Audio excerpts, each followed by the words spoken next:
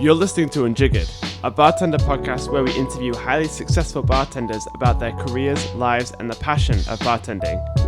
This week we caught up with the one and only Steve Schneider, who chats with us about the world-famous Employees Only, as well as opening in Panama and being part of the very first Singapore Cocktail Festival. With this podcast, we want to peel back the mask and discover just how the greats really became the greats, so sit back and enjoy. Hi, this is Steve Schneider, principal bartender and partner, Employees Only, New York, Singapore. What else am I? Hold on. One half of the Odd Couple, partner at the Strangers Club in Panama, partner at the Elysian Cafe in Hoboken. The list goes on and on. But overall, really happy to be here. Thank you very much for finding the time to see us here in beautiful Singapore. So how is everything going for you, man? Everything's been going perfect, I guess. I've been in Singapore now about 3 years, but I'm mainly based in New York City these days. Mm-hmm. But I come out to Asia because I also have business now in Shanghai. So I'll come out to Asia every couple months. I'll come here for a month or so. And I really enjoy myself this time around. You had asked me 3 years ago, it was the hardest thing I've ever done in my life. So I'm really proud and happy to be here and to be enjoying myself in this beautiful country. So let's walk back a little bit and see how you became who you are right now. We all know you from Employees Only. That was probably your first venture that really threw you out there, I think. And also this movie you did, but we'll get there at some point. But tell us a little bit, how did you get into bartending and how did your career start? What was the first job you had? Well, wow, let's go all the way back to 2001. Mm-hmm. I'm from Bergen County in Jersey, which is right over the river of New York City. And it was my last year of high school, and this was September 11th happened. And the planes hit the buildings. And I didn't know what I wanted to do with life. School wasn't for me. I was class clown, you know what I mean? And I was always fucking around, you know? Can I swear on this? Oh yeah. Okay.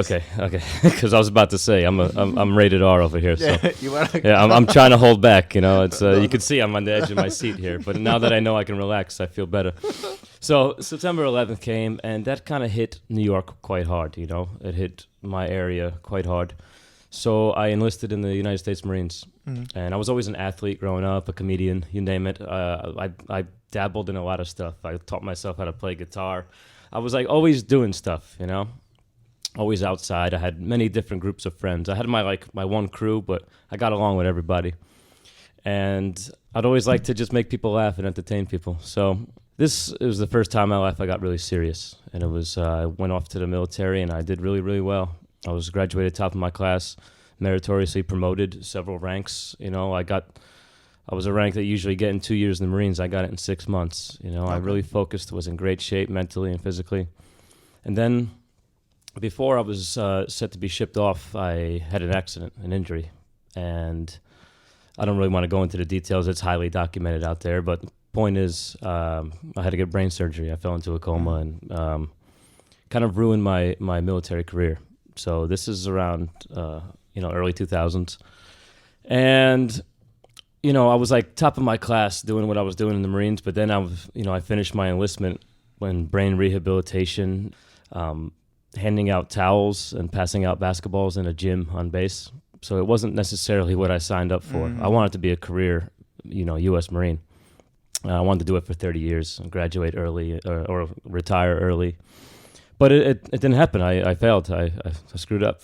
And during this time when I was healing, I had an extra bit of time just to go to my medical appointments and stuff like that.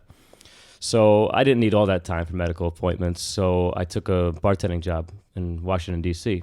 Mm-hmm. It was a sign saying help wanted. This was a dirty dive bar, live music venue right in Georgetown, Washington, D.C. And I'm I got the time. So, I knew how to make a rum and Coke. And it really changed my life. In a good way, because I was miserable, man. I'm passing out towels in a gym, you know? Mm-hmm. So being at the bar was a nice getaway. And it was 18 beers on tap, disco shots. This is before Red Bull was in the United States, you know? OMG. Yeah, before all this stuff, you know? So it was I think that actually helped me. You know what, it was the first thing that made me happy was actually being behind the bar. Mm-hmm. And I honestly, maybe just, I could be fabricating this, but I honestly think it helped me improve my skills because my motor skills and my memory and stuff. But now I had to remember, shooter recipes. I had to remember prices. We didn't have a, POS system there. Yeah. It was, you write shit down with your hand. And no credit cards, all cash. So you had to be on it, Yeah.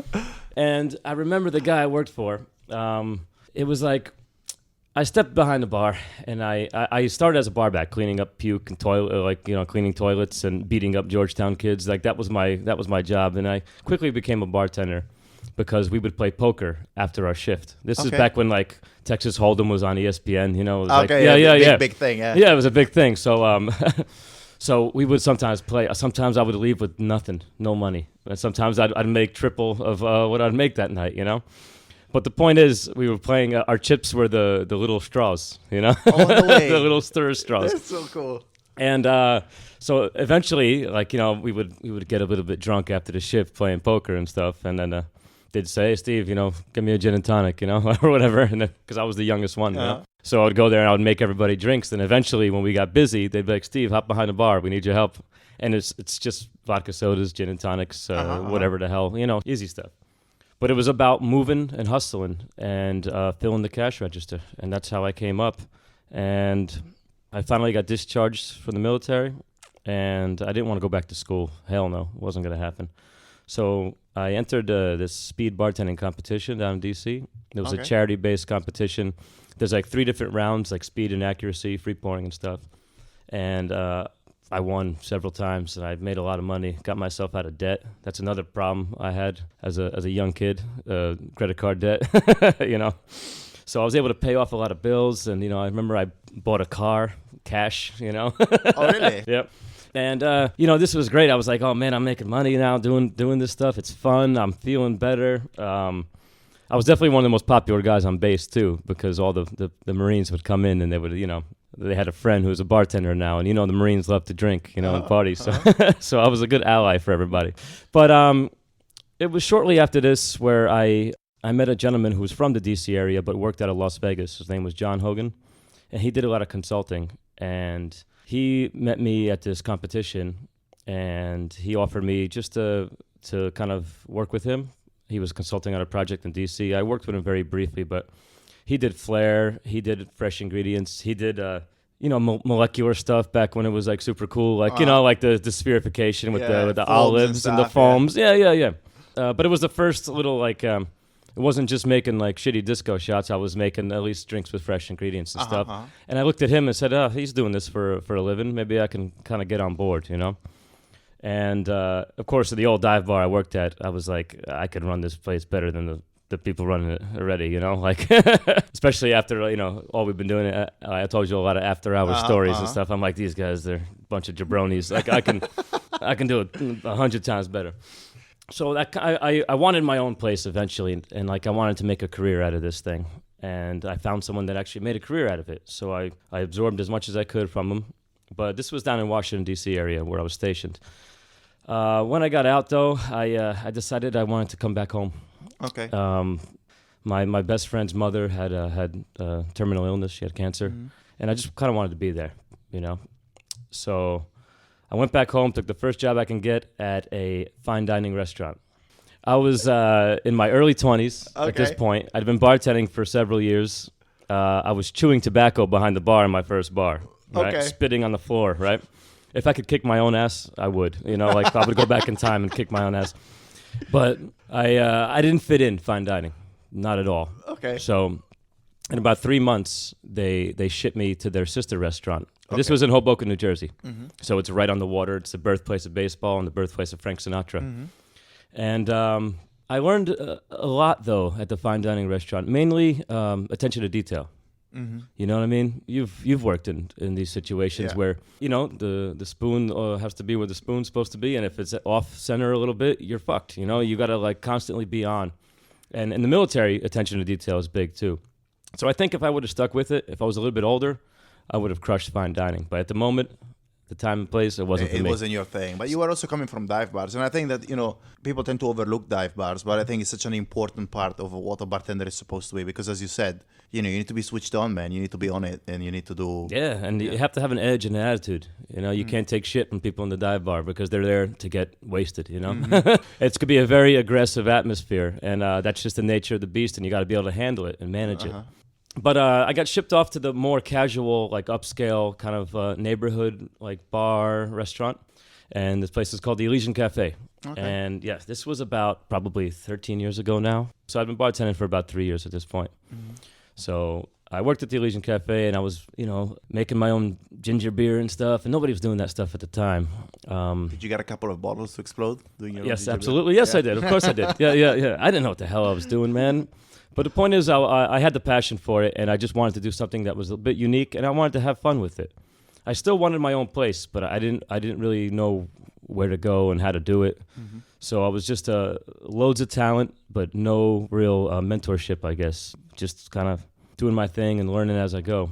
And the internet wasn't very as popular as it was now. Couldn't find anything. Actually, I attribute a lot of my research to Jeffrey Morgenthaler. JeffMorgenthaler.com, and damn it, he's one of my dear friends, and I hate giving him credit over any kind of public thing here. But I gotta tip my cap to Jeff Morgenthaler. I think he's one of the greatest that ever sat behind a bar in our industry. So, I was just doing my thing for a few years there, and then I met this gentleman. His name is Anthony. Anthony used to work with the current owner of this place I was working at, and he was a wine writer. And he came to the owner, Eugene, right? And was like, Eugene, I'm looking for somebody to make a cocktail for my wife's 40th birthday. You know anybody? And Eugene's like, oh, you got to talk to Steve. He's the guy. So we hit it off right away. I made this cocktail for his wife's 40th birthday, and this is where I also met Jim Meehan at this point as well. Do you remember what cocktail it was? I don't remember exactly, but it had Campari and gin and pomegranate, which was like the ingredient back in the pomegranate in the early mid 2000s. It was the kale of the acai berry of the time, So Jim Meehan was there, and Anthony and Jim, they were the editors of Mr. Boston's Cocktail Guide, which is like they had 75 different editions throughout the years. It's the little red book, Mr. Boston's Guide. And he's like, I want to put your recipe in the book. I'm going to give you credit, this and that. And I was blown away. I was 23-year-old, 22, whatever the hell I was at the time. Because and nobody wrote about bartenders at this time. You search whatever bartender, maybe Dale DeGroff is the only person who'd been written about at this time. And I'm all of a sudden a contributor to this book. So the book's about to come out, and it's this massive event in New York City, right? Me growing up in the shadows of New York City, that was my goal. I was like, man, I want to be a New York City bartender. I didn't know what the hell it was, though. And this big event is the New York City Wine and Food Festival, sponsored by the Food Network, and it was like a 700-person party at this place called the Highline Ballroom, which is no longer open. And Anthony asked me, he's like, hey, I need somebody to create a cocktail for all these guys. Would you like to do it for me? He's like, there's no pay, but it's a good way to network. And I was like, yeah, sure. So I get the email, and it says, welcome mixologists, right? And on the top of the list was Tony Abou-Ganim, Audrey Saunders, Julie Reiner, Dusan Zarek, Jay Cosmos, Jim Meehan, and Steve Schneider. And I'm like, what the fuck is Steve Schneider doing there, I called Anthony. I'm like, bro, what are you trying to do to me, man? Sure? Are you sure you want me, man? And he's like, yeah, I'll get somebody else if you want. I was like, no, I got this. So we had about a month before the event, and I'm like trying to make my own sweet vermouth at the time. It wasn't even vermouth looking back on it, but I was, then I was infusing things like strawberry infused sweet vermouth, homemade. I was going crazy. And I made some kind of drink with gin and strawberries, vermouth, champagne and stuff, and it was like 8 ingredients. I was just way over the top, But the party was awesome, and I shared a bar with the guys from Employees Only, and they brought the whole team, everybody. Everyone that wasn't working on Employees Only that night was at this event, and they were all young, and they were partying hard, and we had people dancing on the bar. I lit a couple things on fire, and I don't know, things got out of control.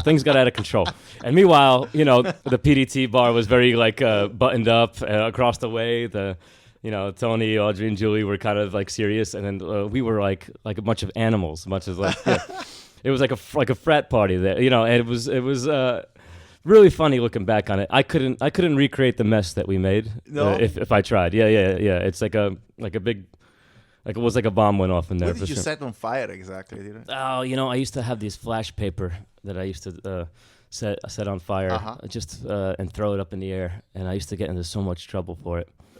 This isn't the first time I've used fire and got in trouble for it. And you know, it's funny. Some of my apprentices and bartenders over at Employees Only in Singapore here, they're gonna be laughing when they hear this because I've outlawed fire at Employees Only. Yeah, I've 86 fire. So I'll tell the fire story later. But anyway, during this time, one of the apprentices who was about to become a principal bartender, his name's Brata. He takes me aside, you know, and he's like, "Oh man, we're having a blast." He's like, "What are you doing these days?" I'm like, you know, I'm in Hoboken. I kind of want to make the move into the city. He's like, "Why don't you work with us? We have a rare opening because nobody ever leaves that bar. You know, you fit it perfectly." So I'm like, whatever. I thought he was just BSing me. You know, we'd get drunk and talk shit. So he told me to like get my CV ready and come in, you know, but I didn't do it. I came back 2 weeks later to Employees Only. And the first thing he said to me was, "Bro, where you been? Where's your resume? You know, we're waiting for you." So I'm like, "Holy shit, this guy's serious." So he tipped me off that the owners were having a meeting Wednesday at 3:00 in the afternoon. Mm-hmm. Be there. So I got my resume all sorted out. So I went there at 3:00. The first person I saw was Igor Hadjismailovic. Right? Okay. He gave me a hug, you know, like, you know, a little noogie, rubbed my head. He's like, "What are you doing here, man?" I said, Bratza tipped me off. He said, "You guys might be hiring. You know, here's my resume." And he opens it and doesn't even read any of the shit that I wrote there about my bartending career. It took like million years to write it down. Yeah, exactly. And he just opened it. He looked at the bottom. He said, "Former U.S. Marine, you're disciplined. We can use a guy like you. The boys vouch for you. I'll have something for you in a couple of weeks." So he calls me in a couple of weeks. I start the next day, and we were off to the races. I looked at those guys, the founders of Employees Only, and they were just like me. They were lunatic bartenders that had their own bar, you know. Finally, I found somebody that did what I wanted to do and that I felt like I can relate to.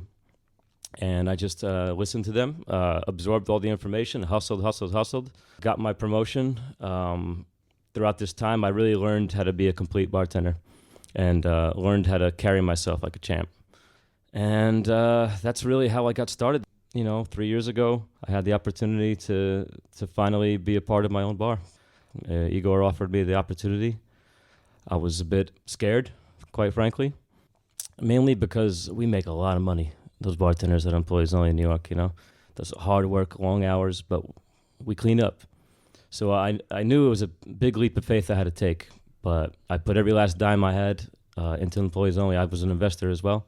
Here in Singapore, I gave everything here. I left my life behind. I landed. I had to train everybody, you know, alone. And it was the hardest thing I've ever done. But I finally achieved what I always wanted to do. I'm now a partner and a bar owner. And we did damn well over here at Employees Only Singapore. Got the same core team that when we started. I was able to reinvest that money, you know, 5 times over. And now I have a partnership or a little bit of stake in 7 different places. So it took me a while. It took me about 16 years, but I got it all. You got it there in the end. Yeah, I achieved exactly what I needed to achieve. So that's the long story, semi-long, but also short. You know, a lot of things happened in between there, a lot of ups, a lot of downs, a lot of failures, a lot of mistakes. But, you know, just had to keep your head up and keep moving. Yeah. Did you find it difficult to switch from bartending to management? And what were the main challenges you had? Not much. I mean, certain Was it things. quite organic for you? Yes, I mean the same people that that hired me put me up for it. They believed in me, and you know it was just the next logical step for me. Bar back, bartender, bar manager, bar owner. You know, you got to take these steps. You got to know. You got to know it. You got to do it. So the good news is we're super busy, right? So it's not like I was taking over a failing bar or anything. So I had an advantage in that point where it's like, okay, let's just take our numbers and let's see if I can make them better, you know? So they weren't bad before, but I just took that as a new challenge, a new opportunity to learn stuff. For me, I've been there, almost 12 years, 11 years at this point. I've been with employees only, and I'm still the 5th most senior bartender. No way. Yeah. So there's. So Wow. yeah. So like from the bartender perspective, I'm still number 5 out of like 12. You know. How old is employees only? 14. Jesus, Yeah. for an independent bar, that's a milestone. It sure It's is. It sure unbelievable. is. Yeah. And so to be able to transition from like when I was an apprentice, some of the bartenders there were helping me, learn the ropes and helping me come up in the business. And now I'm the bar manager of them. So it's kind of hard because I got to respect that seniority. But also, I mean, it's my ass, like the business is, it's on me. So, learning how to say no to people you respect is tough, man. Yeah, it's probably the biggest challenge, right? Yeah, is learning how to say no, but also having the answers as to why. And also, sometimes it's an unpopular decision you have to make, but you have to stick to it and just believe in yourself and everybody will come around. At the end of the day, we're all going to continue to be friends and respect each other. Because everybody, as long as, your heart's in the right place and your mind's in the right place, all is forgiven. I'm not a perfect person by any stretch of the imagination. I will never tell you I am. But, I've learned so much from my mistakes throughout the years. And now I'm in a position these days to hopefully be there for my young bartenders when they make mistakes to help them learn from it as well. Yeah, but I also think that if you, as a leader, if you work hard, and as you said, you show that your heart is in the right place and you believe in something, and then every time that's a no, there's a reason why it's no, that really helps, does it? Absolutely. And, coming up as a bartender in one of the busiest bars on the planet, I took the most pride in just being a really good team player. Like, somebody calls me, they know I could cover. I'll cover a shift. If I can do it, I will. When I was covering a shift to work the service bar, to work the Spence, and the servers saw me and they were super happy I was there because they knew the freaking job was going to get done, and that gave me a lot of pride. And I think a lot of bartenders, I have a lot of bartenders now under my employ, and the reliable ones are the best ones for me. It's not about really skill, talent, passion, this and that. It's about being an overall team player and somebody that I can rely on. If your whole team can rely on you, you're the best bartender. You're the best bartender in the building. And every day, you gotta take that mentality, saying I'm gonna be the best damn bartender I could be, and not putting anyone else down. But being the best bartender to me is being, an overall team player. And of course, you get your good days and your bad days, but overall, coming into work ready to do what it needs to be done in order to fill that register. That's how everybody becomes successful. Absolutely. So you mentioned that moving here to Asia was probably the biggest challenge of your life. What made it challenging for you? Where to begin? 3 years, it felt like a lifetime ago. It sure did. Mm-hmm. But being alone was definitely very, very hard. I'm trying to teach these kids how to be employees-only bartenders without anybody in this whole country really understanding what the heck I was talking about. Because our bar is so unique. After 14 years, our bar is still unique. For better or worse, we're different. We execute differently. Our vibe, our energy, our product is completely different than any other bar that I've ever been to. I've been to bars all over the world, and we're still different, So how do I like do that? So I eventually sent all of the original apprentices. I sent them to New York. Finally, I was just like, you know what? Go to New York yourself. Find out what the fuck I'm talking about. You go deal with that. Yeah, but it was about being present every day, because I had the vision. I knew what employees only was. I knew what our ethos was. I knew what our product was. I think there's nobody on the planet more that knows what employees only is than yours truly. I firmly believe that, and I went in here with a goal to create, employees only Singapore. It took me a little while because I kept saying to myself, oh, well, back in New York we did this, back in New York we did that, I've said back in New York so many times, and it took me, a few months to realize that it doesn't have to be like back in New York, We can still have the same core values and tradition, but it's got to be employees only Singapore, man. I came out here to open Employees Only Singapore, not to just copy paste Employees Only New York. I left to have my own bar, you know.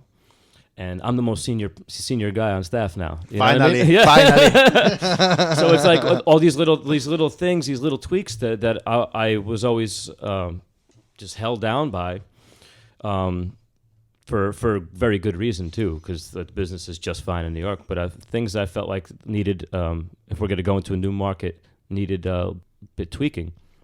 I can do it. I can do whatever over here. Let's make it happen. So that really gave me a new lease on life, really. But being here every day, I worked prep, I worked the service, I had to keep an eye on the lighting, the music, everything else, you know. I mean, Igor was here. Igor's more of like a maitre d', you know, more of a personality. You know, he's got a lot of wisdom, and there's not a person on the planet that doesn't like Igor, you know. He's the face, you know, he's the founder of EO. I'm more of the hands-on type guy that's going to turn these kids into warriors. And just having to be there, be present, that was the most exhausting thing for me. It was even just how you put the menu down, how the bottles are arranged, how you move, keeping your head up, all these little things. And if I saw something that was off, that wasn't to my vision, I not only had to correct the apprentice, I had to tell all the other apprentices what just happened and what I want to see moving forward. And then keep on them until... one day, I remember we opened up in June. One day in mid-January, I was screwed, man. I thought this was the end of me. Honestly, I thought I was gonna have a damn stroke or a heart attack. One day, mid-June, I walked in, and the place was good. Really? Yeah, dude. I was just like, I looked around, and the lighting was good, the music was right, and the staff was moving, and it sounded right, and the energy felt right. So I was like, yeah. Good job, everybody. Done. Yeah. And then I was able to chill out a little bit more. And then when I received word that you know, the project was paid back, and when I got my money back, that was just a major weight lifted off my shoulders. And then, of course, the next challenge came right away. Was me moving to Panama to open up. This is 1 year after we opened up Employees Only Singapore. I went to go open the Strangers Club in Panama, and now it was time to leave Employees Only Singapore. After being here damn near every day for a year, it was time to let go. And I think that was the best thing I could have done for me mentally and also for the business, was to take a step back. And I came back after 4 months, and the place was just fine, and it was great. And I had the utmost pride, not only in the staff, but just in myself. And I looked at myself in the mirror, and I said, damn it, Steve, you can do this shit. You can do this for a living, brother. You know, that's what I said to myself. And yeah, letting go was the best thing I could have done. And it really just relieved a lot of stress, and it just gave me the confidence that I can move forward. And then episode 2 was the Strangers Club in Panama. You know, new challenges, new market, new everything. So and going back to more challenges was just finding things here too. I don't know where do you find an ice machine in Singapore? I don't freaking know. I don't even have a phone, you know, at the time. So that scavenger hunt. That's very true. Yeah, I need the ice machine, but I need the glassware, right? Because all my 13 years before I got Employees Only Singapore, I've always been part of bars that were existing, you know. So it's like now I had to start one from scratch. So I got to think, okay, I need the ice machine, I need the scoop for the ice machine, I need the glass to put it in. I need the napkin. I need the straw. Where do I find all this shit? I need the knife, the cutting board. You know, a lot of the things you could find in one place, but I had to just make lists, check everything off, and then also trial and error. Middle of service, hey, where's the whatever? Ah, shit, we don't have one. Okay, put it on the list. I'll go tomorrow to see what I'll get the stuff. You know, so a lot of it is just trial and error, and you know, you open, it's a big clusterfuck, and then you just kind of just try to remain sane and positive, and try to get as much rest as you can. Yeah, I remember I opened a bar with a friend of mine once, and it was for a restaurant company, and we open, everything's fine, we're good to go, and we forgot that we need an ice bucket. So we've got the ice machine, we've got the ice walls, we got everything, but then how do I transport the ice over, right? Yeah, and like we laugh about it, like you could see from the outside, somebody could call you out right away and be like, yeah, of course you do, dummy. Yeah. But when you have so many things to worry about, and also, you know, going from bar manager to now full-on operator, the stakes are a bit higher, you know, and it's like there's so much on your plate. And to be of service to people, I was bartending every damn night. And to be of service to people is so mentally taxing, you know. Yeah, of course. And when you got your mind in a million different places, when you got it on prep, when you got it on the numbers, when you got it on your bank account, when you got it on your own like well-being, too much coffee, not enough sleep, too much booze, too much stress, and then you have to just stand there and actually be of service to people. And then one person's an asshole to you, and you snap, you know. And it's just trying to just stick with it was the hardest thing, to just teach everybody what employees only is, at least not really what it is, but what it is to me and how important that jacket is. And I'd like to say for the most part, well, I've succeeded in it. Congratulations on that. Thanks, it's brother. a very difficult task. I mean, now if you look at employees only now, how many venues have you opened globally? Well, Employees Only has opened they opened in Miami right after us, and then they opened in Los Angeles, Hong Kong, and Sydney. It's a bit of a unique structure, though. I'm only involved in any sort of like operations working with Singapore and New York City. Okay. It's more of like a franchise, like Igor and his partners. They're they start these. Yeah. So they start these. So his original partners, they branched off, like Dushan Zarek went to L.A., Billy Gilroy went to Miami, so and so. So not a lot of people know the structure there. It's quite unique. So people always they'll tag me at Employees Only in L.A. You know. And as much, they're my friends. I love them, but I really don't have much to do with it. And they always tag me. So that's crazy. Yeah, it's crazy. I mean, if they do good, yeah, I'll take credit. But if they don't, I'm just kidding. If they don't, it's like, that's not me. No, I'm just joking. But I just I can only care about, not care. I can only focus on the venues that I actually have stakes in at this point. No, absolutely. But I wish the best. I wish the best for everybody else as well. And if they ever need me, they know that they can knock on my door, and if I can help, I will. Talk to us about your venture in Panama. Well, it all started many years ago, maybe 8 years ago. One of our dishwashers, he got cancer, right? Okay. And we wanted to give him some money. So at the end of our shift, we all put $20 in an envelope, right? To kind of like put a little fund together, So we gave this guy money. We paid for his flight back to Mexico. And, we just gave him some money. I don't know. That's just what we wanted to do. We do really well there. We wanted to help other people. And then somebody else, a server, got hit by a car on her bicycle, so we gave her some money. One of the bartenders, father was sick. You just name it. There was, there's always something that just kind of came up. So we just decided to put money in the envelope and save money, because we're all there forever, right? So we wanted to just keep this fund going, and we were a couple years of disaster-free life, So we had all these like little tiny envelopes with $20 in them, and our general manager Eric, he's like, Steve, you got to do something about this. Like, there's all this freaking money, like it's dangerous, man. So I counted it all, and there was enough to send the staff on a trip. So the first year, they went to Mexico. We kind of did it in like 2 shifts, Okay. Went to Mexico to tour tequila distilleries. And then the next year, we went to Panama to tour rum distilleries, right? And that's where my partners kind of fell in love with Panama.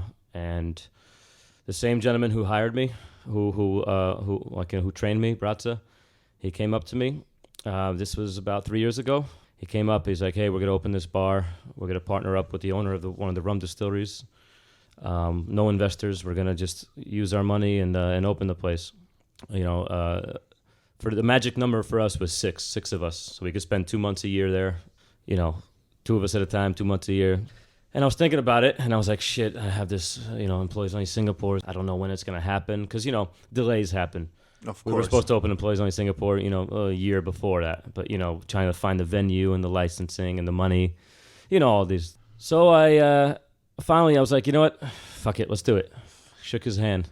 So the guy that hired me, the guy that put me up to be bar manager, and then now is going to be my business partner, right?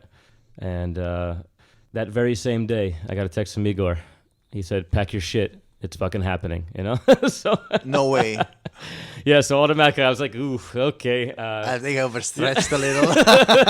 So it's like I have all my money is now gone, right? I was making a lot of money, and then 5 years ago I was broke, bro. I was drinking too much, man. Really? I was drinking too. I was enjoying this rock star life, man. I was living too fast, drinking too much, not buying who knows what. Like, I couldn't tell you one thing I really bought that made sense. My apartment was filled with nonsense. You know, like all the toys and bells and whistles. Junk, yeah. All the materialistic bullshit. And, you know, drugs, you name it, man. I was living fast and hard and enjoying every second of it. I was the biggest rock star, but I was unhealthy as hell, man. And then working those 14-hour shifts at Employees Only, you know, it's like several times a week. It was killing me, bro. It was killing me. I didn't even know it was killing me, but it was. So that was another reason why I decided to take that leap of faith. And then I remember about 5 years ago, I looked at my bank account at the end of the year. I knew how much I made, and I had nothing in my account, bro. I was like, what the fuck am I doing? So I cleaned up. I started saving money, keeping track of how much I was making every day. Saved money. And then, you know, almost 3 years later or so, I had money in the bank, man, and I just gave it up, invested it, and then that was the beginning. So if anybody's listening out there, I highly suggest that you save your money. You know, budget yourself. You know, I was great at managing the bar, but I wasn't good at managing myself. Like, you know, Yeah, no. I was making money for the bar, but what about myself, man? I was like, I was living too much. I had to live for myself at this point. You know, I was like, I can't do this forever, bro. I need to think about my future, and I want something. I want something substantial.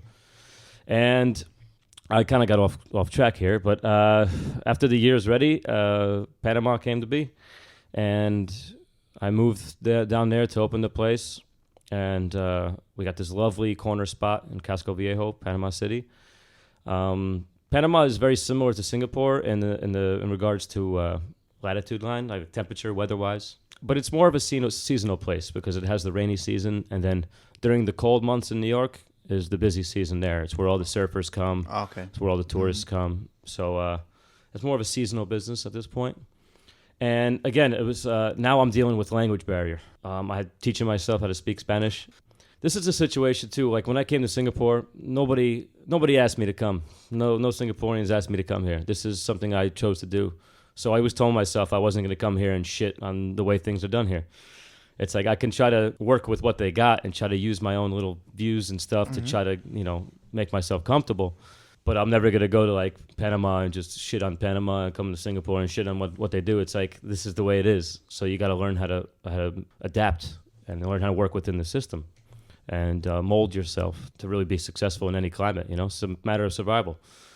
So the thing with Panama was that it was self-funded project. We had no investors, right? It was just us and then 2 local Panamanians. So it was a lot more, I guess, like we didn't have to really answer to anybody at all at this point. But it was all of our money on the line. And because of that, our budget was very low. So that was hard to open a bar with a super low. I mean, our budget at Employees Only Singapore wasn't that big at all. But the budget in Panama was super small, and we had to work within that budget. And, you know, we went over budget, so we opened up in debt. And, you know, during the busy seasons, we had to just hustle and grind. We only had enough money to open the first floor. We have 2 floors of the bar. We only had enough money to open the first floor, but we needed some kind of income. So we opened the bar, first floor, and we put all the profits into opening the second floor, which is pretty much the second bar. And now this season, we're going to be 2 next month. We opened upstairs. We're out of debt. We're going to start seeing the return on our investment coming up soon. The busy season is just about over. So, you know, we have to use whatever money in the bank to just kind of stay afloat, ready for that next busy season. And there's a new president in Panama coming up. So it's if you read any kind of thing about the future of Panama, the economy is on the rise, and I hope that we can be a big part of that as well. Because, like, we're kind of at the mercy of Panama. The more people that come to Panama, they always pass through our doors. I think we've got the greatest spot right there, and our food is out of this world. Our chef is top-notch. This Venezuelan guy is great. Our cocktails are amazing. Our staff is on point. We bring that style, our style of hospitality and vibe and energy to a unique spot. And all travelers, they love it, and they always come through. So the more people that come to Panama, you know, the better business is going to be. And things are looking up for us, absolutely. And I'm really proud of that project. And, you know, my partners and I had our ups and downs, but, you know, we're stronger than ever as far as friends. And it's a I'm really proud of it. You could see the way I'm looking at you right now. Of course. Looking out into the distance here in Singapore. But yeah, and then that was sounds there. good. Yep. And now, then it became chapter 3, which I don't know how much time we got. Oh, We can keep going, right? Yeah, Okay, of course. perfect. Like, just a quick question before we move on. Question about the markets. So when you choose a market, right, where to go? Because we talked about Singapore, we didn't talk about why Singapore, and we kind of brushed on why Panama. But like, what sort of market research do you do before you go somewhere? Because it's a huge monetary commitment, man. Yes. Well, let's just look at Singapore. All the great bars and restaurants here that are now here. When we first got this idea, Igor, he worked with his gentleman Josh Schwartz way back in the day. And Josh and his wife Sarissa, they're partners here at Lulu's and Bang Bang, you know. So they opened up Pangea nightclub back in the day. So they had already been here and they've already experienced success. So they kind of they were kind of our sort of the catalysts for like coming out here and even checking the place out to begin with. Igor hates cold weather. He likes the warm weather. So him and I came out here, probably 4 years before we even found our space. So it was probably 7 years ago now was the first time we came. And 7 years ago, what was there? There was very few options, but think about Singapore in general. Very English speaking, you know. That's big. I speak pretty good English, you know what I mean? So I'm like, okay, I'll check that mark right there. But, you know, there's a lot of money floating around this town. There's a lot of opportunity. There's a lot of demand for, you know, higher-end cocktails, bars, restaurants. They want more experience, you know. Like, it's just opportunity 100%, you know. So with all this culture mixing in this tiny island, it was just it felt right, you know. It's the gateway to Asia as well, you know. Everybody flies in and out of Changi, you know, like around this area, and it just seemed like the logical place to be. Because if you have a brand, you know, like Employees Only is a highly awarded brand, and it's a lot of pressure. You can't open in like any old, you know, one-horse town, you know. You got to open in a place that gives you kind of, you know, status. And then we felt like the market was ready and that it would be a big deal if we came here to Singapore to open up Employees Only's first expansion in this lovely, beautiful metropolitan city. And, you know, we felt like the time was right. We felt like we were different enough to give the local market here different take on the bars, you know. And that was that. In Panama, we went down there. It was fun. They take American money. There's direct flights to New York. You know, it was more of a gut decision. So there wasn't a lot of spreadsheets involved when No, Panama was more of a gut. Was more of a gut situation because we went down there and people were partying and service sucked everywhere. That was more like, hey, we can do better service than everybody else around. You know, that was kind of like more of a by the gut thing. Singapore was a conscious decision. It's a place that we could find ourselves and be happy, be comfortable, but the business we feel like would be very, very good. Panama was a gut thing, you know. And me, I've always wanted to be into Shanghai, which we'll talk about the Odd Couple in a little bit, which is pretty much the third chapter of this. Before we move into that, you're a movie star. Would you like to talk to us about that? Well, yeah, this is Hey Bartender was the first documentary of its kind. You know, it focused on the resurgence of the cocktail in New York City and the people behind it. It was directed by a guy named Doug Tarola, who's become a dear friend. And that was a trip, bro. It was like I was very lucky to be a part of that project.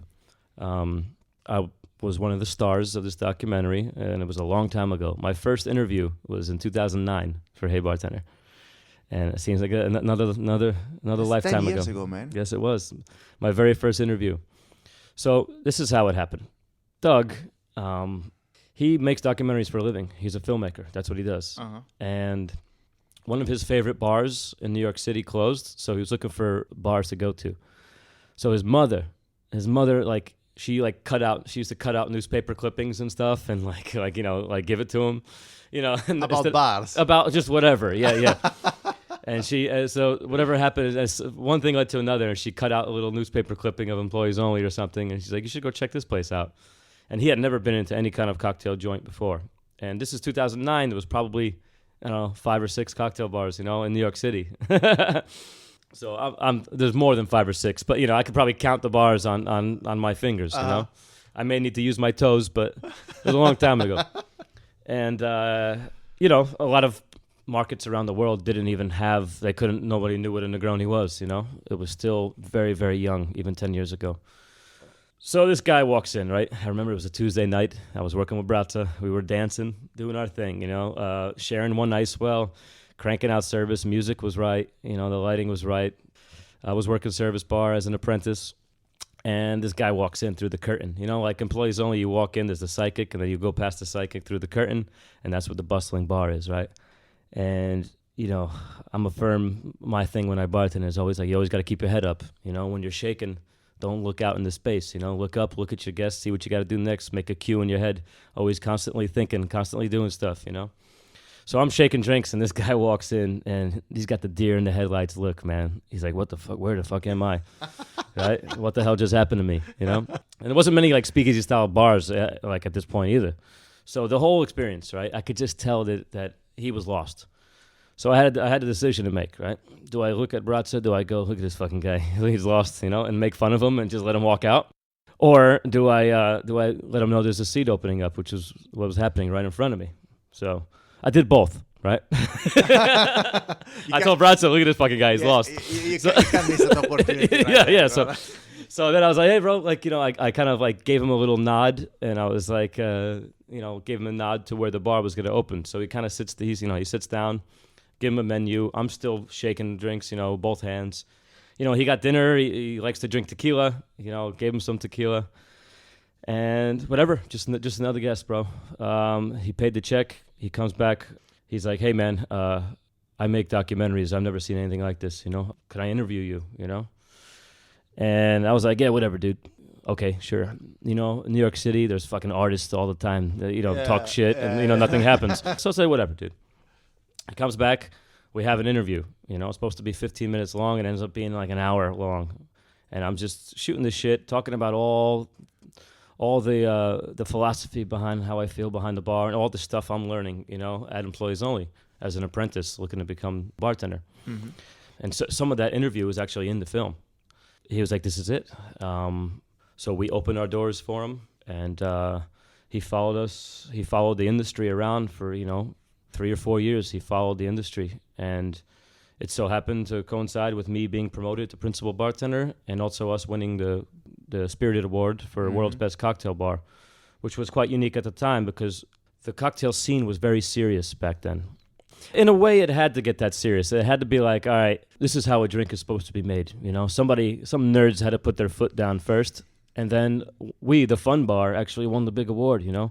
The ones with the bartenders, with the fun bartender, with the energy, with the loud music, with the standing room only, like we won the big award, and it was quite a unique thing, and it was a shocker for us, and it was a gold mine for Doug. Doug was like the guy who made the Hey Bartender. He was like, like he just So we introduced him to Dale DeGroff, and then he just met people throughout the industry, and several years later, I'm on the red carpet in Hollywood, bro, and like. It's like I kind of Cosmo Kramered my way into that. I don't know how it happened. I just gave the guy the time of day and got lucky, stuck with it. I got my jacket back in 2010, and we won the award in 2011? Red Carpet Hollywood in 2013. 2014, it reaches Netflix, so now everybody saw it. And then, boom, we had to line out the door like crazy. And we were off to the races, and that... it opened up a lot of doors for me and a lot of traveling, and it changed my life for sure. But I think you're right there when you said that you had these like very, very prominent bars that like started setting rules, and then as things progressed, then, we turn towards the people who like break the rules in a meaningful way because they're conscious of the rules existing, if this makes absolutely. sense. Yeah. It goes up, it goes in phases, in waves. Yeah, absolutely. And right place, right time. And again, it's been the same crew, the same people, the same core crew from the beginning, 14 years, me, 11 now, it's like we've all been there. I mean, these people have families now, like... I grew up with these people. These people, I've known them my whole entire adult life. We grew up together. Like, we used to get into trouble for, for a variety of things you do when you're young. And now we're, you know, in our mid-30s. And some have families, married, kids, but we're still hustling, we're still grinding, and we're a part of each other's life. And that's special. That's that kind of friendship. It goes beyond friendship. It's family now. And I consider myself a major lineage holder of Employees Only. So my goal is to try to spread that message and really teach. You can't teach, you know, I guess loyalty and like esprit de corps and brand stuff. You can't really teach it. You can only hope to inspire and hope to lead the way and hope to really get some kids to believe in you and say, hey, you can do this, man. I did this. You know, I did this. Igor did this. You know, what's stopping you from doing this? I promised my kids one thing here. I promised them an opportunity and a platform to make whatever they want of themselves. And some have really taken advantage of it. And the ones that have really taken advantage of it, they understood that message that I sent where you got to have the respect to your colleagues, you know, and you got to have that passion and dedication to teamwork. And without that, you ain't nothing, man. You know, you could have all the talent in the world. If you can't work with people, you're fucked. No, you can't. But so talking about, just to wrap the Employees Only bit, do you have any regrets or things that you would have done differently throughout your Employees Only career? Oh, I mean, absolutely little things, both personal and professionally. You know, I have regrets all the time. You know, I have a very guilty conscience, brother. Okay. Yep. But I got where I am. Definitely the most honorable of fashions, man. I earned it. I saved my money. I never fucked anyone over. I'm proud of that, and I could stand here and really be proud of myself in that regard. But you know, I've just made some little bit of blunders here and there. I wish I would have brought somebody with me from New York, but there's just not enough equity to pass along at this point. So I guess my regrets are more on a personal level than they are on a professional level. That's it. Tell us a bit more about, now it's time for your third venture. Yes. Tell us a bit about it. Well, this was right now, what is it, the 14th of May in 2019? We're in the middle of Singapore Cocktail Festival, right? Oh, speaking of Singapore Cocktail Festival, me and Igor were part of the very first Singapore Cocktail Festival. Oh, really? Whatever, 4 or 5. There was 10 people. 10 of us. I heard it was like some sort of Twitter thing, was it? It was 10 people. You know who brought me over? Zach the Kid. Okay. Yeah, he was working for Monkey Shoulder at the time. He brought me and Igor over. It was like 10 to 12 days. We stayed at a beautiful hotel down the road. And I ended up moving 2 blocks from that hotel. And it was quite the experience. There was only 10 of us, man. And that was the whole week. Yep, it was 10 of us there, just a variety of things. You know, Dean Cowan was a part of it, Ivar DeLong, Amanda Wan. It was a really cool experience, and to see how much it's grown, holy shit! You know, like it's huge. Yeah, now. It's huge. And to be like the OG makes me feel Makes me feel good. It makes it. I don't know why, but the asshole part of me takes a little credit. I like. I went to the lawn the other day. One of my bartenders, Brian, was competing in the flair competition, and I went to the lawn, and I was like, the asshole side of me. I was like, yeah, I helped with this, you know, when I didn't do shit, but like, this is like 30% of it. This is. So anyway, going back to the story at hand. I had wanted to get into Shanghai. I was just doing some research about the market there and about the opportunity there, and I knew one thing: once I'm in China, I'm in China. You know, it's very closed off, secluded. It's its own monster. So I thought, you know, who am I going to get involved with, right? Obviously, one of my best friends has had a lot of success out in China. His name is Shingo Gokhan. We met 10 years ago in New York City, the first ever Bacardi Legacy cocktail competition. We both lost, but I remember he was wearing a gray suit with bleached blonde hair, and he was surrounded by all these really cool Japanese people, you know? And this is the first time I used my big hammer that I used to crush ice. People, you know, we got machines to do that shit now, but... you know, this was 10 years ago. You know, it was bartending was in its infancy. You know, there wasn't many cocktail bars, and Angel Share is what he used to run. That was like the original of all of them. It's been around 25 whatever the hell years it's been. I could be wrong. Somebody will have to look it up. But I thought he was the coolest guy in the building, right? And then he looked over at me and he kept laughing at me because I had this big mallet, right? and I was crushing ice in front of the judges. The judges were taking photos on their flip phones, you know. Yeah, flip phones, man. So, you know, we both lost. We hadn't seen each other for a year after that. And then the second Bacardi Legacy, we compete against each other again. These were like like invitationals at the time. Okay. The Bacardi representative, Juan Coronado, he invited both of us to compete, both years. Mm-hmm. And I made this hot punch for Bacardi Legacy. I thought it was unique, different. And Mr. Shingo had a drink called Speaklo. And he beat me. And he went on to win the global competition, Bacardi Legacy. We had him as a guest shift. It's the only guest shift we ever had at the American Bar. At American Bar, the only one, yeah. Yeah. So I was well barbecue for him that night. Yeah. That's very cool. That's a great honor he's got. Oh my God. But when he won the whole thing, I went to Angel Share, and I presented him with the hammer that I used in our first competition. Oh, really? As a gift, yes, as a congratulations, as a gift. And we just became like really good friends. At this point, he really didn't even speak that much English. And then he started learning English throughout the time. I did a lot of like events for Bacardi because I did so well in the competitions. The next year, he judged me, and he was the judge, and I made it to the finals. I finished second overall in the United States. And I was telling my story of how I got injured and how bartending kind of brought me back to life, sort of like what I was saying earlier in this podcast. And the whole time I was talking, I had this woman that was dressed like Uncle Sam. You know Uncle Sam with the hat, the red, white, and blue hat. And she was playing a violin. Like I was telling a sad story, and she was playing the violin next to me. Yeah. And then as my story got better and better, right, I hired this guy. He played the saxophone, right? And then he came in. Like she was playing the United States national anthem, but very somber. And then towards the end of it, this guy, he gets on. How many people did you hire? Two. He got on stage, right? He played the land of the free and the home of the brave. You know, like when the brave part, his saxophone blows fire. It's a flamethrower, right? You really like fire. And the photo of the flame right over Shingo's head, it was freaking hilarious. I have to show you this photo. I'll send it to you. Yeah. And then I got in some big trouble for that. Yeah. So, the flame throwing, I'm gonna post it on Instagram. Whenever this podcast hits, I'll tag the podcast and I'll post this photo of Shingo looking over with the Uncle Sam lady, me in my EO jacket pointing up in the sky, and the fire erupting in the place.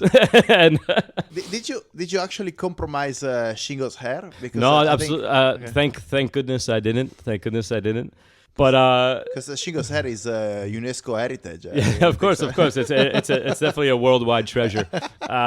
So anyway, those were. Then I ended up getting like I did a lot of these videos, these campaigns for Bacardi. They anytime Jacob Breyer's number came on my phone, I got so happy. I was like, some cool shit is about to happen. So I have to attribute a lot of this stuff to Jacob Breyer's as well. That gave me a lot of exposure in the industry and gave me a lot of opportunity. Again, for me, everything's about opportunity. You know, what do you do with this opportunity?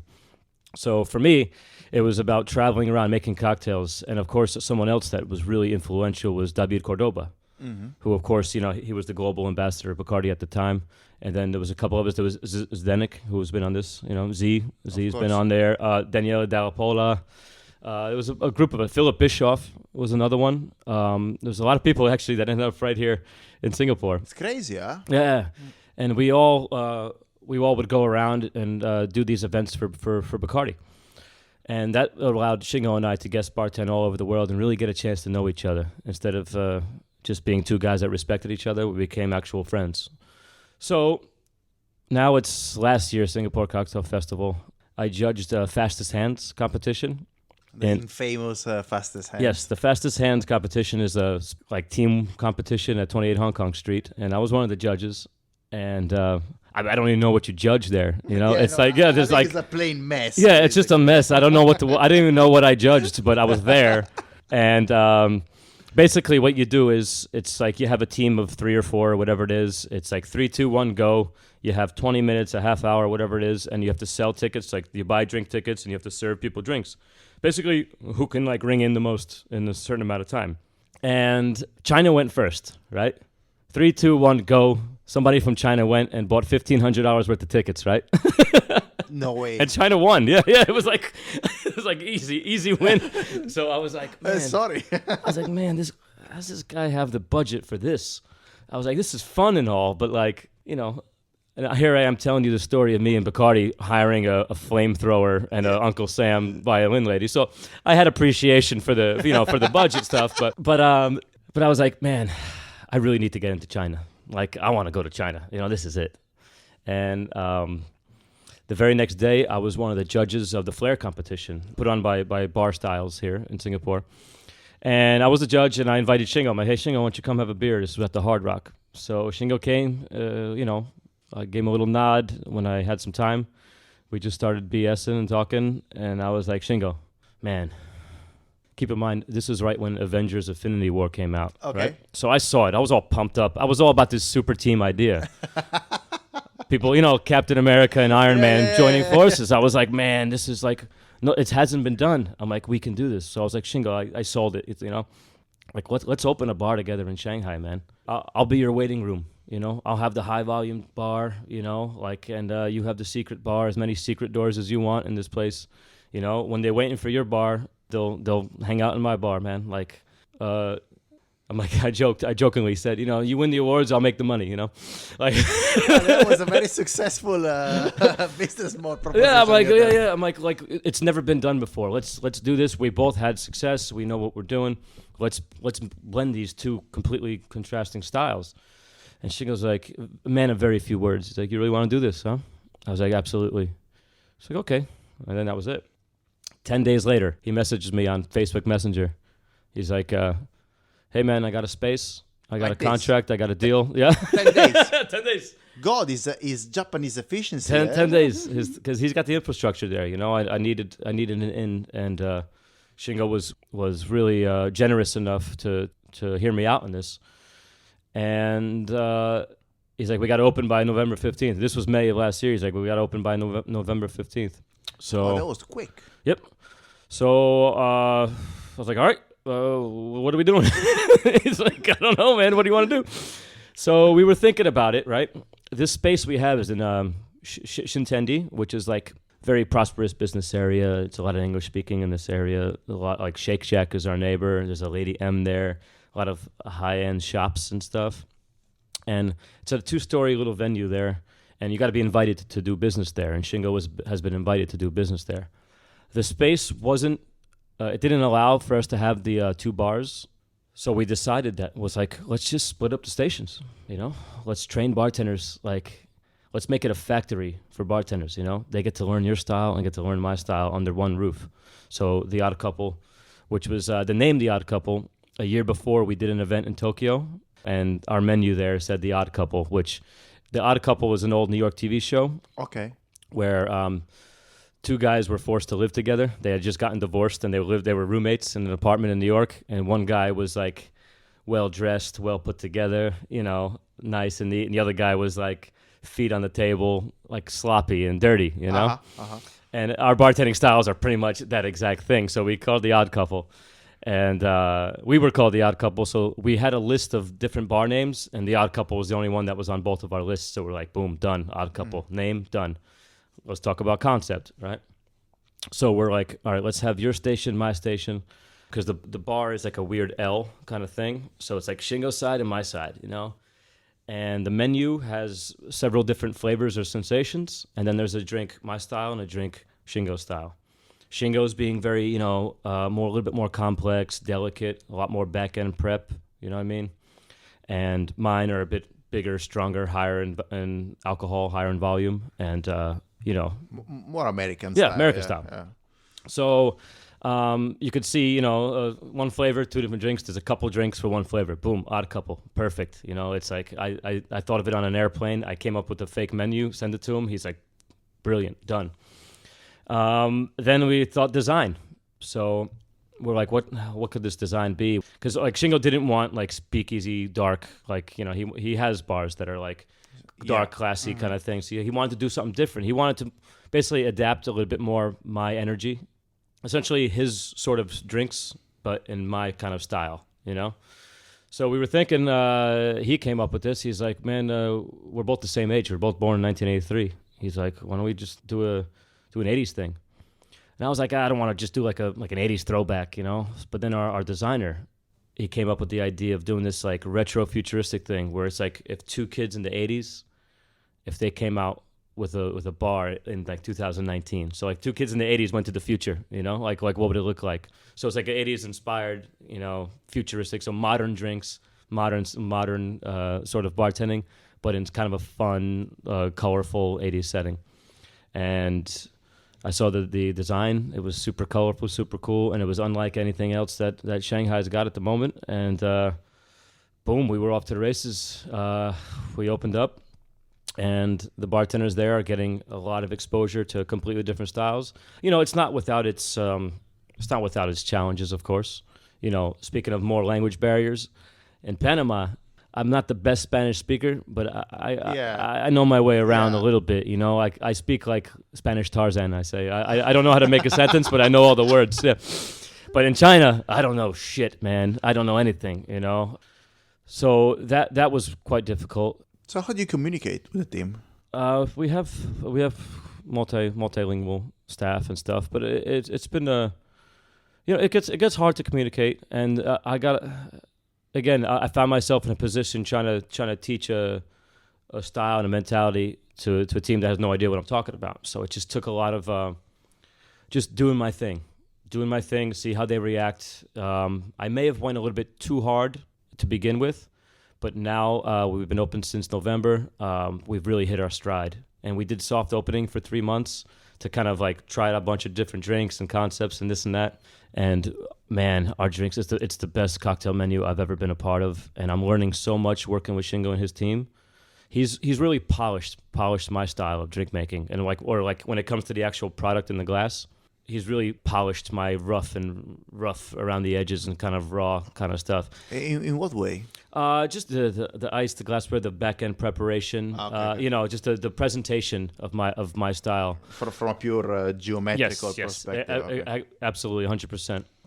And I've learned, you know, a couple new techniques along the way. You know, I learned how to make things clear. That's a big thing now. Yeah, huh? It's huge, man. I love that crap, man. But now I just added a new element onto my style. I like to do a lot of different things, you know. I like flair. I like high volume. You know, I like to now do this stuff that we're doing with Shingo. You know, I like to learn as much as I can, even, you know, 16, 17 years in. And I'm still practicing, you know, like every day. I still practice my free pouring before every shift. And I think of bartending as like a professional skateboarder, you know.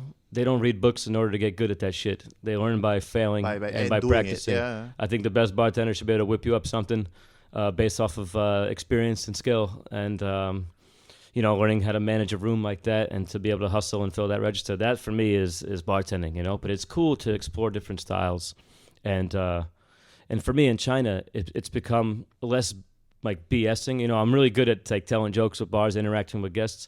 But if I can't communicate with my guests, what do? My communication is what's in the glass now. So I had to put more focus on what's actually in the glass. Whereas at another bar, I can get by on good chat, a little bit of humor, this and that, which I still do, by the way. Mm. But, you know, it allowed me to explore bartending in a different setting in a different way. And it's worked out well for me. And business is great there. And we've only scratched the surface at the Odd Couple of what we can do in regards to events. We're doing all these really cool events where we're doing an odd couple at the Odd Couple. So we bring in 2 guest bartenders that are different, you know. We'll bring in a flair person and a cocktail person. We'll bring in a bartender and a DJ. A bunch of like 2 combos of fun stuff, you know. And like we'll let them just hash it out and have fun. And doing a lot of like buyouts and stuff. We're working on just at different levels of business at this point. I'm learning the ropes in China as we go. You know, I'm getting used to the team. The team's getting used to me now, and working with Shingo has been such a great experience. He's such a pro, and we can have a talk about business. We can agree, we could disagree, but we're always respectful, and we always come to an agreement. You know, and our relationship again is based off of respect for each other's product, and I'm looking forward to doing more with him in the future. Absolutely. But in terms of the Chinese market, like, you must have had some like real big challenges, like in terms of distribution, because like, okay, it's the same challenges you had here in Singapore, but amplified by the fact that you don't have the language skills, right? Yeah, absolutely. You know, there's several times I've asked for blackberries and I got strawberries, brother. Really? Yeah, man. I mean, yeah. And you know, and another situation. I'm going into China. Nobody asked me to go there. I voluntarily went. It's about learning to work within the system, and not really stressing out too much. And you know, when it comes to products and stuff, I've been in the game a long time. I can adapt, man. In Panama, it's hard to get anything. I feel like I went back in time with ingredients. Seriously? Yeah, it's like making really good stuff with all the stuff from my very first dive bar in DC, like all the products I had there. And now I'm making good shit with it. You know, I'm going back with knowledge and experience, you know. Back to pomegranate. Yeah. It's a full circle, man. So it's like, so I don't need much in order to make a balanced drink, bro. It ain't that hard, you know. Like, I know how sugar and I know how sweet and sour and bitter, you know, I know how that works at this point in my career. It doesn't take much. If anything, I thought of it as a new challenge and a cool way to incorporate local techniques and local stuff within what I do. And for me, it's all about, again, having fun at the end of the day. As long as the guests are having fun, that's one thing that's universal. Everybody likes to enjoy themselves. They all like to enjoy themselves in a different way. But as a bartender, you got to play different roles, you know. You got to sometimes be the comedian. Sometimes you got to be the security guard. Sometimes you got to be the soldier, you know. You got to be so many different hats to so many different people at so many different times. So the more you just keep your head up and observe the moment, then you're going to be successful and you're going to reach your full potential. But that was chapter, what was it, 3? Chapter 3, I got one more chapter, baby. Yeah? You ready for it? Yeah, of course. Hit me hard. Fuck, man. You got to work tonight? I'm not holding you from your shift, okay? At some point, but... Okay. Well, this one is just a nice wrap-up story. Before we got on the air here, I told you I'd recently moved back to New York. Mm-hmm. That's because I have business there now. Okay. Very busy in New York. So this was about a year ago as well. I went back to New York just for a couple months, you know. It's always good to return home for a little bit. And I was the MC of a whiskey festival at a casino in Providence, Rhode Island. At this point, I'd do anything for money, you know what I mean?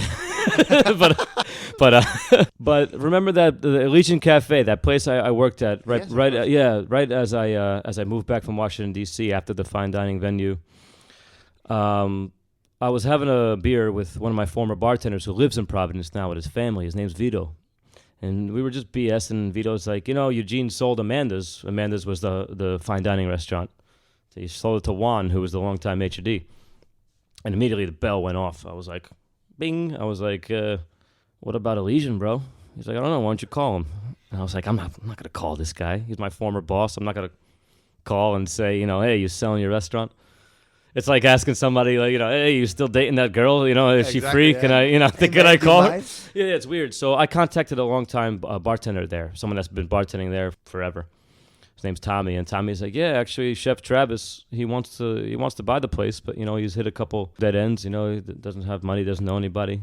And I was like, I did pretty well in Singapore, bro. Can you get me in touch with him? And Chef Travis been there for 10 years. So he gets us on a call.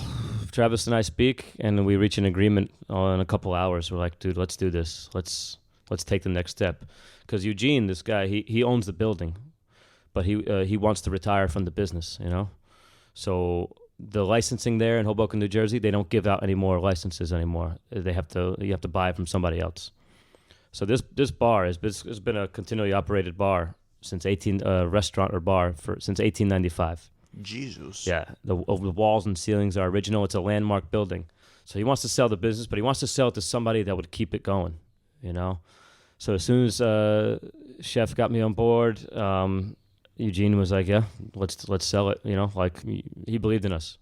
And someone else who was giving us a lot of confidence in us and a lot of opportunity, Eugene did. And he offered to sell us the place. So it took about a year of paperwork.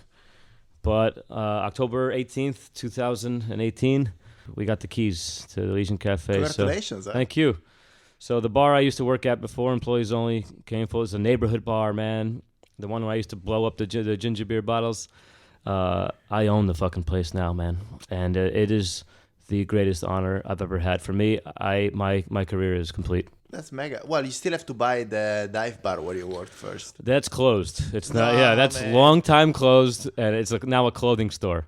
Okay. But I sometimes Not smell much that to do. bar whenever I walk by a really bad smelling bar. I smell the old beer and the, I used to throw, lime that it covers up smells. It's like the powdery. It's like it used to cover up smells and dead bodies. Got it. Yeah. Well, that was all in the basement. Everything was covered in lime. Yeah. That's sanitization at its best. That place is just left in my memories, man. And all I got there is some good memories of me fucking up, man. I've fucked up several. Like speaking of learning from your mistakes, I've learned so much at that place of what type of bartender I don't want to be. Oh, hold on, this is funny, man.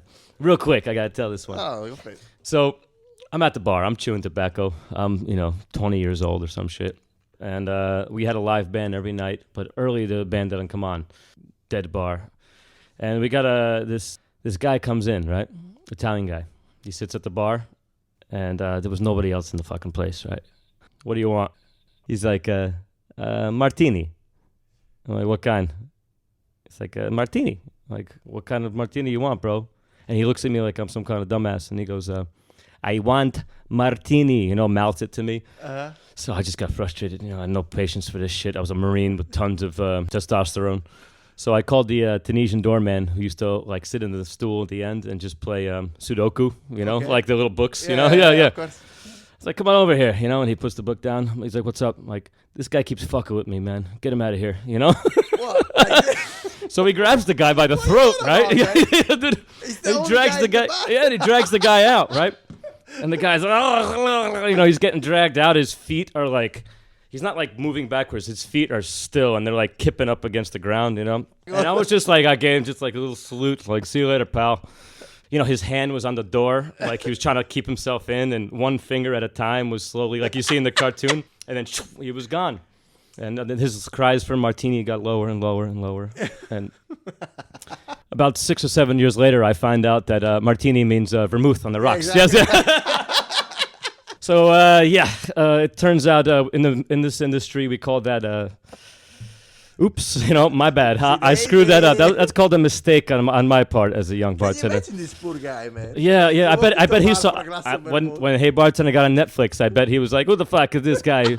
Doesn't even know martini is on the movie." Crazy stuff, man. So yeah, that was my that was one instance. When you say, "Do you regret anything as a young bartender?" That's I the regret. one, That's yeah. one of them. So I could look back on that and laugh, but now I didn't have anybody in this position, and the industry was not, the business and the industry was not at that level. It was very rated R, the industry at this point. Now it's very PG, the business. But I come from a very rated R type style, and now I'm happy that I'm in a position where I can actually be there for some of the younger bartenders, and just give them a little bit of guidance, But I never like to micromanage. I like to let my bartenders make mistakes, learn from your mistakes. If I tell them exactly what to do, when they leave me, what are they left with? Yeah. It's about making mistakes, and it's about learning. This is why the mistake is, and just letting them find who they are. Because I don't want a bunch of people that are exactly like me. I want them to learn from me. But I learned from my mentors a lot of things. I learned what kind of bartender I don't want to be. Because you can't improve, if you don't understand why, Yeah. Something does not function, or if you don't feel the pain, you'll never understand. Mm-hmm. I think it's a great approach. Absolutely. About your last chapter, Yes. what changes are you planning to implement, if any? Well, the place has been open forever. It already makes money. It does great, right? But it's a neighborhood bar. Everybody knows what they want. They know how they like it. The stupidest thing I could do is change anything. Mm-hmm. My approach is to elevate it where it needs to be elevated. Cocktails there were less than 2% of sales. No way. Total. So I was like, okay, I can do something right then and there. Mm-hmm. Easy. I inherited a massive inventory. And by inherited, I meant I had forced to buy it. But a massive, like a little small warehouse, right? Is it do you have some valuable vintage stuff in there? Or? No. Just and not necessarily bad products, just products that I just have too much of and want to get rid of. So I changed the menu right away, and I did the old. You see a lot of bars doing this now, where they batch all the non-perishable ingredients, and then you just add the citrus. So for a margarita, for instance, I'll put the tequila, And the the Cointreau, and the agave nectar together in one bottle. Add the lime juice later, and it makes the bartender's life there, because these are all bartenders that have been bartending there for 15 years, and they're older. I spent my entire time in Asia here preparing the kids for the path ahead. In Hoboken, New Jersey, I gotta prepare the path for the bartenders. I gotta make it as easy as I can on them to execute this program that I want to do. So it's a little bit of an opposite thing. These are people that I worked with, by the way, 13 years ago. No way, Yeah. they're still there. Yeah. About 75% of the people are still there. Yeah. That must be a shock to them. Can you imagine? Yeah, but you know what? I left and I came back, and I believe I came back with I'm legit. With the level of, it's not like I'm just some asshole to come in to buy the place. You must have changed so much. I have, man. Yeah. I have. Oh my God! Especially cleanliness is one of them. Yeah. Cleanliness.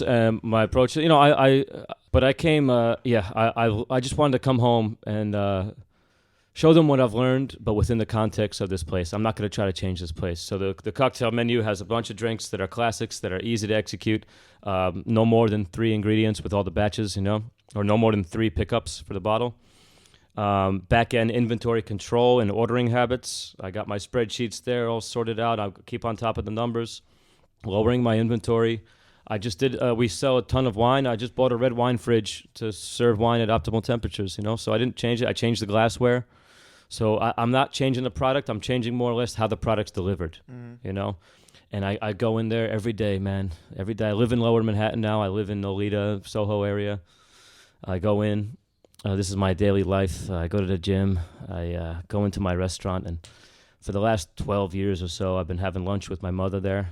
And Eugene, the previous owner, he told me about 12 years ago in passing, he's like, when my kids get out of school, I'll probably sell this place someday. And that stuck with me. He just said it in passing and kept going.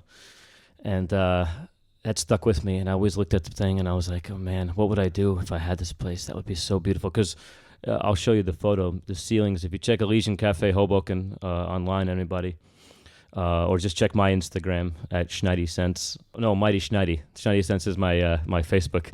Okay. You'll see photos of the thing.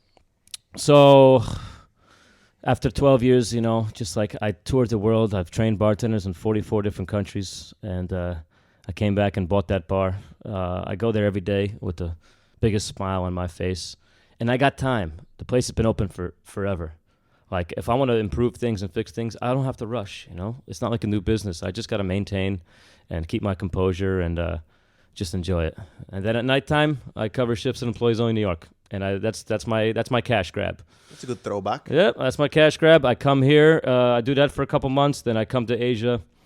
I got an agreement with Shingo where, they take care of my travel. So as long as I fly in and out of Shanghai. So I'll go from New York, I'll go to Shanghai for a week. I'll come to Singapore for a couple weeks. I'll go back to Shanghai, and then for another week, and then I'll go back to New York. And that's my life at the moment until Chapter 5, which is yet to be written, brother. Well, I'm sure Chapter 5 will follow shortly, yeah? Yeah, my goal in the future, to be honest, is after all my investments are paid back, they're on the right track, I'm still working for my money. Once they're all paid back, I'll be really living off of passive income. I want to save money, and I want to buy buildings, man. My next logical step from bar back to bartender, bar owner, is freaking building owner, Building brother. owner. Yeah, I want to own the building where the bars pay the rent. Yeah. That's my next logical step. And I'm talking down the line, Where, I really don't know, but I've been doing a lot of research on the subject. And I think I could be good at that. We'll see. But I do have, I do have a lot of thanks, and I'm very grateful for everyone that's supported me throughout the years, and I never forget that. I don't have many former friends. I keep to myself these days. I really do. I don't really travel so much for BS, guest shifts or anything like that, or seminars or talking. I just basically, when I travel to work. And these days, when I was younger, it was about getting exposure and getting out there, this and that. But at this point, I think I'm more valuable actually just working and shutting up about it. Yeah, no, of course. There has to be a value to that, right? If there's no added value, there's no need to do it, right? Yeah. And I'm just, I guess the word I could use is I'm at peace, I'm at peace. I'm not resting on my laurels, but I'm at peace right now. And it's a feeling that I'm going to keep chasing, and I'm never going to forget about the people that helped me along the way. I feel like I earned everything, but I couldn't do it alone. Everybody from my partners to my apprentices, you know. And if I can help them out in the future, I totally will. It was very cool chatting to you. I have a question that I asked to everyone, so I'll shoot it to you as well. If you could have a very last drink, what would that drink be? Man, you know, all of Singapore here knows that I'm a mezcal margarita guy. Mm-hmm. Yep. Mezcal margarita rocks with salt. I don't care. I love it with You're a salt. salt guy? I'm a salt guy. You know, people gave me shit back when like bartending was all serious. They gave me shit for liking salt on my margaritas, and then I have the feeling they still give you shit for that. well, probably, but they're putting drops of saline and stuff. Come on, man, give me a break, man. Like, Yeah, some good old-fashioned salt on that, right? Now people are putting salt on their drinks. I'm like, what happened to all my? No, you can't put it in a margarita though. Yeah. So That's crazy stuff. Yeah, man, probably mezcal margarita. You know, that's my number one. I haven't been drinking so much these days though. I've been working out, training, and I got so much responsibility with businesses all over the world that I don't do hangovers too good anymore, bro. I don't say I quit drinking. I say I just I'll drink if I want, but right now I'm just kind of chilling, and I do have on the horizon. I just posted today on my Instagram that I had a Steve Schneider Show podcast is coming back. I did it many years ago. You used to do this podcast, which was huge, wasn't it? Yes, it was. It was huge. I was the first man. I was the first actual bartender to have a podcast. And we were talking about it not long ago, actually, with a couple of colleagues. And why did you stop? Too busy? Too busy, man. I record, I edit, I post, I do everything myself, bro. I prepare for everything. I learned how to do all this stuff from scratch, and I just simply didn't have either the time or the mental capacity to do it. But I think I'm in a very healthy place at this point, especially living back in New York. I landed back in New York, and I get all my creative juices flowing. You know, there's so much going on and so much that I can do out there.